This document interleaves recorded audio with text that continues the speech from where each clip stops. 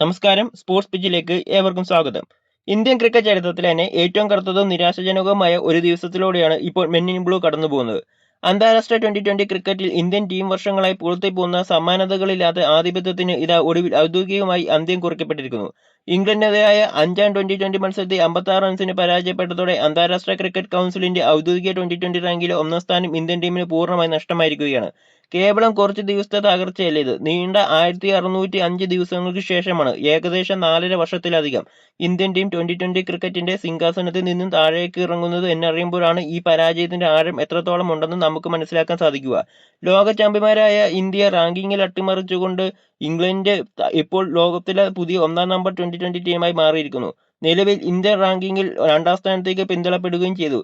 പരമ്പരയിലെ അവസാനത്തെയും 5-ാമത്തെയും മത്സരത്തിൽ ഇംഗ്ലണ്ട് ഉയർത്തിയ 258 റൺസ് എന്ന ഹിമാലയൻ ലക്ഷ്യം പിന്തുടർന്നിറങ്ങിയ ഇന്ത്യക്ക് 20 ഓവറിൽ 8 വിക്കറ്റ് നഷ്ടത്തിൽ 201 റൺസ് എടുക്കാനേ സാധിച്ചുള്ളൂ.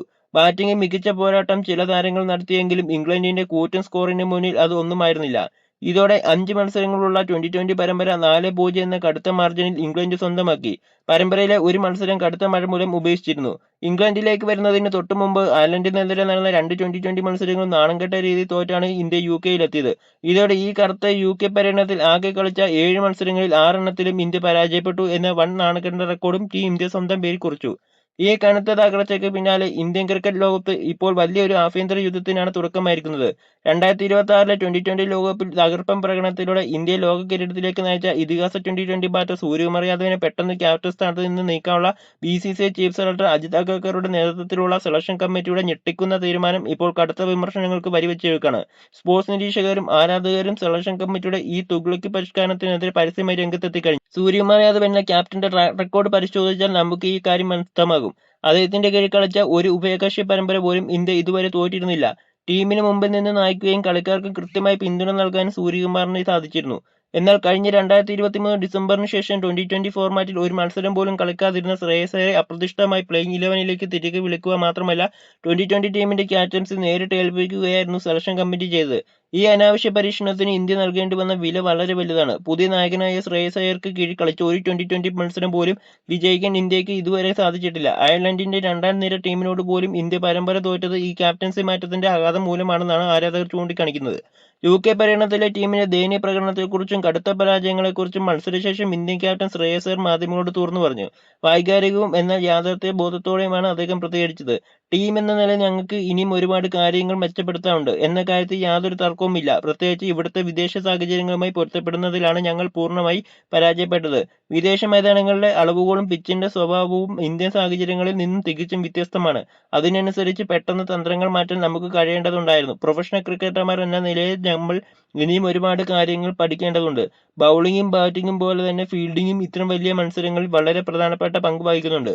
ക്യാപ്റ്റൻ എന്ന നിലയിൽ ശ്രേയസ് അയ്യർ നേരിടുന്ന സമ്മർദ്ദം വളരെ വലുതാണ്. പെട്ടെന്നൊരു വലിയ ഫോർമാറ്റിലേക്ക് വരികയും ടീമിന്റെ നായകസ്ഥാനം ഏറ്റെടുക്കേണ്ടി വരികയും ചെയ്തപ്പോൾ വിദേശ സാഹചര്യങ്ങളിൽ പതറിപ്പോയത് സ്വാഭാവികമാണ്. എങ്കിലും രാജ്യാന്തര തലത്തിൽ കളിക്കുമ്പോൾ ഇത്തരം ന്യായീകരണങ്ങൾ കൊണ്ട് മാത്രം സാധാരണക്കാരുടെ വായടപ്പിക്കാൻ കഴിയില്ല. യുകെ പര്യടനത്തിലെ എല്ലാ മത്സരങ്ങളിലും ഇന്ത്യ നേരിട്ട ഏറ്റവും വലിയ തിരിച്ചടി ബാറ്റിംഗിലെ സ്ഥിരതയില്ലായ്മയായിരുന്നു.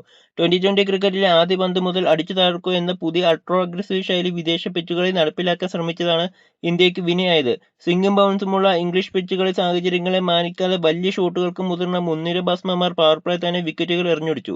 അവസാന ട്വന്റി മത്സരത്തിൽ ഇംഗ്ലണ്ട് ഉയർത്തിയ 258 റൺസ് എന്ന കൂറ്റൻ ലക്ഷ്യം പിന്തുടരുമ്പോൾ ഇന്ത്യക്ക് കൃത്യമായ പ്ലാനിംഗ് ഇല്ലായിരുന്നു.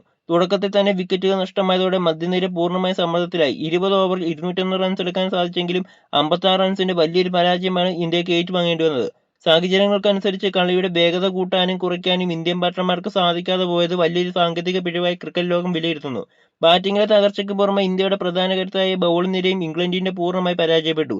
പവർ പ്ലേ ഓവറുകളിൽ റൺസ് നിയന്ത്രിക്കാൻ ഇന്ത്യൻ പേസർമാർക്ക് കഴിഞ്ഞതേയില്ല. ഇംഗ്ലീഷ് ഓപ്പണർമാരും ജോസ് ബട്ട്ലർ, ഹാരി ബ്രൂക്ക് തുടങ്ങിയ മധ്യനിര താരങ്ങളും ഇന്ത്യൻ ബൗളർമാരെ കൃത്യമായി ലക്ഷ്യം വെച്ച് റൺസ് അടിച്ചുകൂട്ടി. ഇന്ത്യൻ പിച്ചുകളിൽ എപ്പോഴും ആന്തരിക സ്പെല്ലുകൾ ഏറെയുള്ള സ്പിന്നർമാർക്ക് ഇംഗ്ലണ്ടിലെ മിഡിൽ ഓവറുകളിൽ യാതൊരുവിധ സ്വാധീനം ഉണ്ടാക്കാൻ കഴിഞ്ഞില്ല എന്നത് സെലക്ടർമാരെ മാറ്റി ചിന്തിപ്പിക്കേണ്ടത് കാര്യമാണ്. ഇതിനെല്ലാം പുറമെ ഇന്ത്യൻ ടീമിന്റെ ഫീൽഡിംഗ് നിലവാരം വളരെ പരിതാപകരമായിരുന്നു. ക്യാപ്റ്റൻ ശ്രേയസ് അയ്യർ പറഞ്ഞതുപോലെ തന്നെ നിർണായക ഘട്ടങ്ങളിൽ പല പ്രധാന കളിക്കാരുടെയും ക്യാച്ചുകൾ ഫീൽഡർമാർ കൈവിട്ടു. റണ്ണൌട്ട് അവസരങ്ങൾ നഷ്ടപ്പെടുത്തുകയും മിസ് ഫീൽഡിങ്ങിനുള്ള അനാവശ്യമായ റൺസ് വിട്ടുകൊടുക്കുകയും ചെയ്ത് ഇംഗ്ലണ്ടിന് കാര്യങ്ങൾ കൂടുതൽ എളുപ്പമാക്കി. ഒരു ലോകോത്തര ടീമിൽ നിന്നും ഒരിക്കലും പ്രതീക്ഷിക്കാത്ത തരത്തിലുള്ള പിഴവുകളാണ് ഫീൽഡിംഗ് ഇന്ത്യൻ താരങ്ങളിൽ നിന്നും ഉണ്ടായത്. യുകെയിലെ വലിയ നാണക്കേടിന് ശേഷം ഇന്ത്യൻ ടീമിൽ അടുത്ത ലക്ഷ്യം വരാനിരിക്കുന്ന സിംബാബ്വെക്കെതിരെയുള്ള 2020 പരമ്പരയാണ്. അടുത്ത വിമർശനങ്ങൾക്കിടയിലും സിംബാബ്വെ പരമ്പരയിലും അതിനുശേഷം നടക്കാനിരിക്കുന്ന 2026 ഏഷ്യൻ ഗെയിംസിലും ശ്രേയസ് തന്നെ ഇന്ത്യൻ ടീമിനെ നയിക്കുക എന്ന് BCCI ഇതിനകം വ്യക്തമാക്കിയിട്ടുണ്ട്.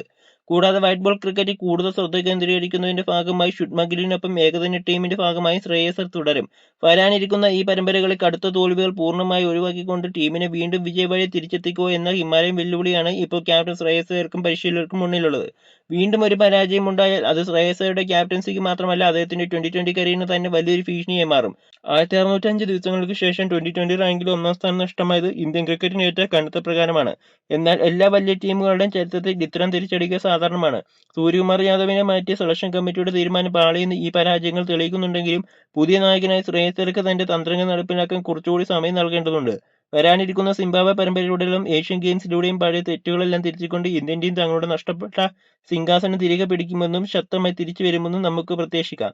നീണ്ട 1605 ദിവസങ്ങൾക്ക് ശേഷം ഇന്ത്യക്ക് 2020 റാങ്കിങ്ങിൽ 1-ാം സ്ഥാനം നഷ്ടമായതിനെക്കുറിച്ച് നിങ്ങളുടെ വിലയിരുത്തൽ എന്താണ്? സൂര്യകുമാർ യാദവിനെ ക്യാപ്റ്റൻ സ്ഥാനത്ത് നിന്ന് മാറ്റി അജിത് അഗർക്കറുടെ തീരുമാനം തെറ്റായിപ്പോയോ?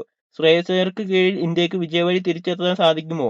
താങ്കളുടെ സ്വാഭാവികമായ അഭിപ്രായങ്ങളും പ്രതികരണങ്ങളും താഴെ കമന്റ് ബോക്സിൽ രേഖപ്പെടുത്താവുന്നതാണ്. കൂടുതൽ ക്രിക്കറ്റ് വാർത്തകൾക്കും തത്സമയ വിഷയങ്ങൾക്കുമായി ഞങ്ങളുടെ സ്പോർട്സ് പേജ് ചാനൽ ഇപ്പോൾ തന്നെ സബ്സ്ക്രൈബ് ചെയ്ത് ഫോളോ ചെയ്യുക. താങ്ക്